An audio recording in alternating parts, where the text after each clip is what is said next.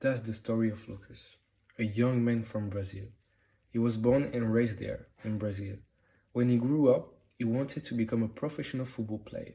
However, at the age of 17, he realized that it was not going to be possible, and so decided to dedicate his life to football, but in a different way.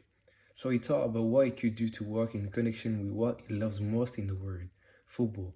He thought about a wide variety of jobs, but he came up with the idea of coming to coach after a trip to Canada.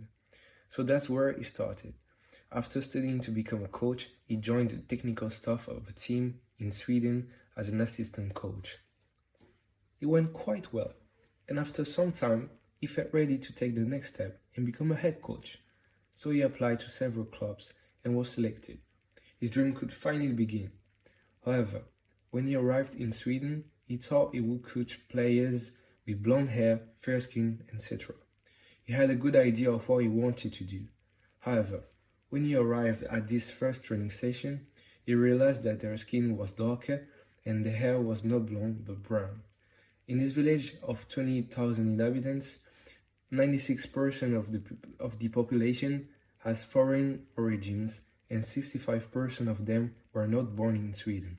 Indeed, many of them come from North Africa and the Middle East. Most people are refugees. However, that hasn't stopped him from training them. In the beginning, it was quite good, but as time went by, Lucas realized that they were quite violent on the ground and that the attitude was bad. Despite winning a few tournaments, Lucas' team doesn't win a lot, so he decided he wanted to retire and give up the job. However, he then asked himself, why do this job and give up so easily? He realized that his job was to teach them football, but also to teach them how to become better people in the future lives. So he decided to do some research and came across a work called Positive Youth Development. This program is about looking at young people in terms of their strengths and not their weaknesses.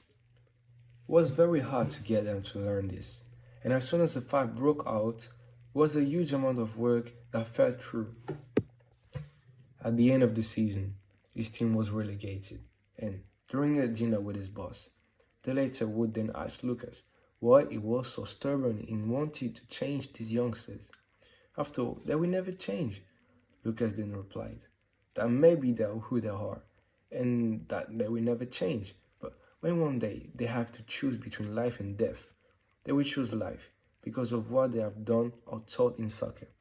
That's when Lucas realized that his job wasn't for nothing.